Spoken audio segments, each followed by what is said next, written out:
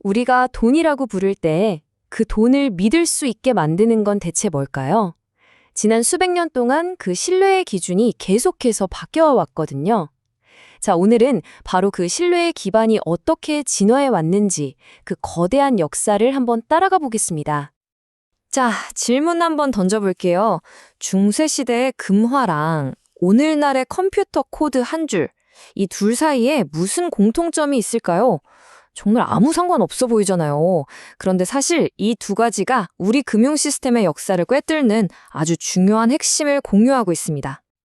네, 정답은 바로 신뢰입니다. 이게 그냥 돈의 모양이 바뀌었다 이런 단순한 얘기가 아니에요. 우리가 경제 활동을 할 때 도대체 무엇을 믿는가, 그 믿음의 근본, 그 뿌리가 어떻게 반짝이는 금속에서 강력한 국가로, 그리고 이제는 또 다른 무언가로 옮겨가고 있는가에 대한 이야기입니다. 자, 첫 번째 기초부터 살펴볼까요? 바로 변치 않는 금속에 대한 신뢰입니다. 아주 원초적이죠. 손에 딱 잡히고 시간이 지나도 썩거나 변하지 않는 것. 누구도 함부로 찍어낼 수 없는 바로 그 금속에 대한 믿음에서 모든 게 시작됐습니다. 이 시대의 주인공을 소개할게요. 바로 플로린 금화입니다. 진짜 대단한 게 이 동전 하나가 무려 400년이 넘는 시간 동안 무게랑 순도를 거의 똑같이 유지했다는 거예요. 3.5g 순금. 이 변하지 않는다는 불변성, 이게 바로 플로리나를 당시 국제적인 표준, 가장 믿을 수 있는 돈으로 만들어준 거죠. 결국 신뢰는 일관성이다, 이 말입니다. 근데요, 금이라는 기초가 아무리 튼튼해도 문제가 없을 순 없었죠. 이 실물 동전 시스템에는 아주 명확한 한계들이 있었어요. 일단 동전 종류가 너무 많아서 무역할 때마다 머리가 아팠고요. 금이랑 은, 이 둘 가치를 맞추는 것도 보통 일이 아니었죠.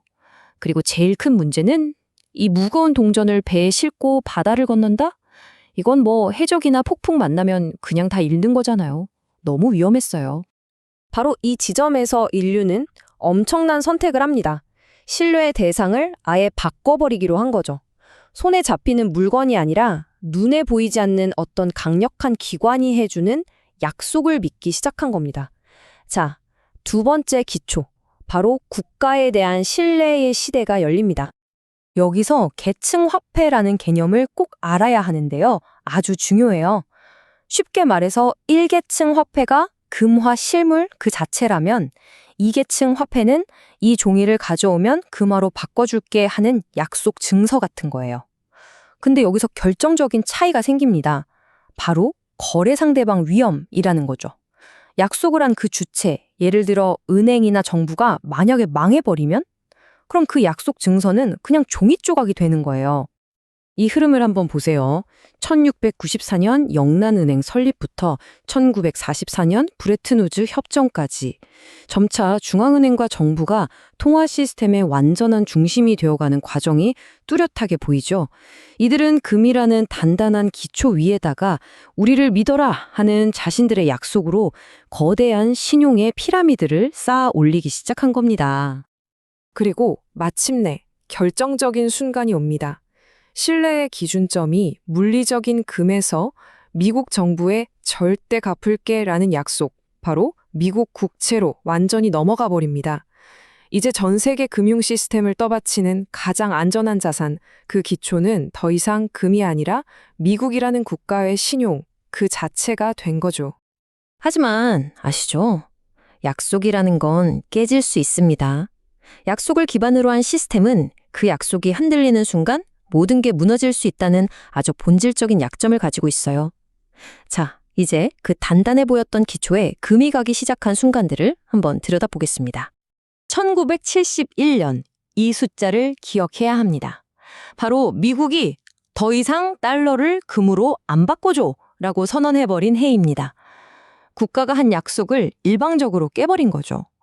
금융 시스템이 금이라는 물리적 실체와 연결되어 있던 마지막 끈을 스스로 끊어버린 정말 역사적인 순간이었습니다.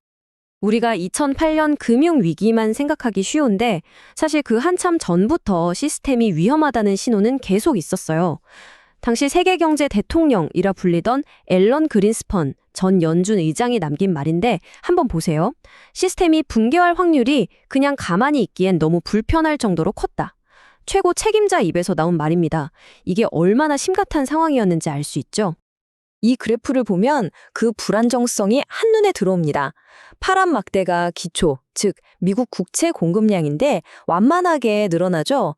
근데 그 위에 쌓아 올린 약속들, 빨간 막대인 파생상품 시장은 이건 폭발적으로 드러납니다. 비유하자면 건물 1층은 그대로인데 그 위로 10층, 20층, 100층을 계속 위태롭게 쌓아 올린 거나 마찬가지예요. 결국 올 것이 왔죠. 2008년. 그 위태롭던 건물이 무너져 내립니다. 2008년 금융위기의 진짜 본질은 뭐였을까요? 복잡한 상품? 탐욕? 다 맞지만 그 핵심에는 바로 신뢰의 붕괴가 있었습니다.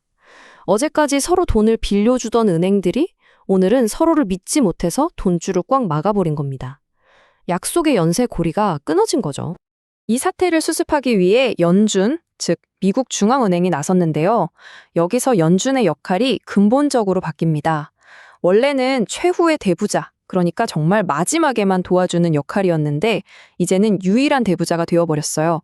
연준이 돈을 풀어주지 않으면 미국뿐만 아니라 전 세계 달러 시스템 전체가 멈춰버리는 그런 상황이 된 겁니다.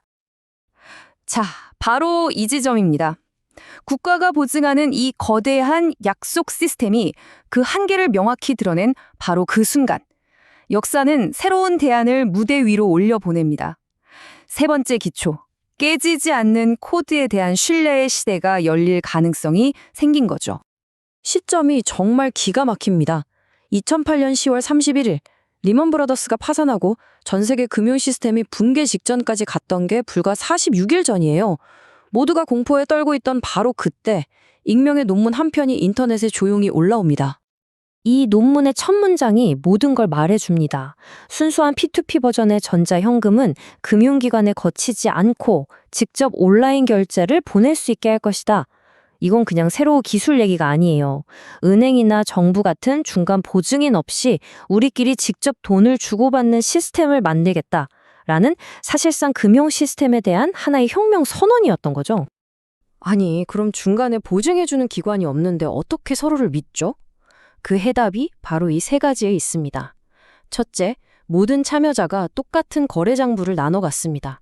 누구 한 명이 장부를 조작할 수가 없죠. 이걸 분산 원장이라고 하고요. 둘째, 새로운 거래를 장부에 기록하려면 마치 금을 캐는 것처럼 엄청난 컴퓨터 파워, 즉 실제 에너지를 써서 암호로 풀어야 합니다. 이게 바로 작업 증명이고요. 마지막으로 총 발행량이 중앙은행 마음대로가 아니라 처음부터 컴퓨터 코드로 2100만 개라고 딱 정해져 있습니다. 알고리즘적 희소성이죠. 이 세 가지가 바로 새로운 신뢰의 기둥입니다.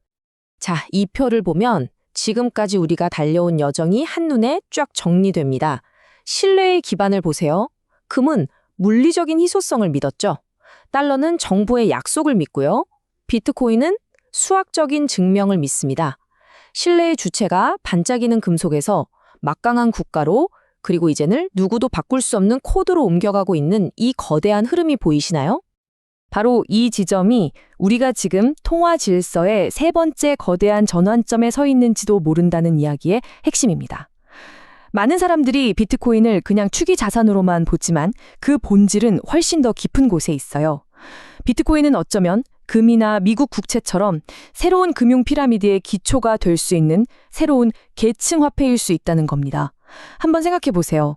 우리가 주머니에 금덩이를 넣고 다니지 않아도 국가의 약속인 달러를 믿고 쓰는 것처럼 비트코인은 수학적 증명과 분산된 합의라는 지금까지와는 전혀 다른 형태의 근원적인 신뢰를 우리에게 제안하고 있는 겁니다. 결국 우리는 이 근본적인 질문 앞에 서게 됩니다. 미래의 돈, 미래의 금융 시스템은 과연 인간이 만든 기관의 약속 위에 세워질까요? 아니면 그 누구도 마음대로 바꿀 수 없는 수학의 증명 위에 세워질까요? 신뢰의 주체가 국가에서 코드로 넘어갈 수 있다는 이 엄청난 변화의 가능성을 제대로 인식할 때 비로소 우리는 비트코인이 단순한 자산을 넘어 현대 금융의 신뢰 피라미드에서 어떤 의미를 갖는지 그 진정한 가치를 이해하게 될 겁니다.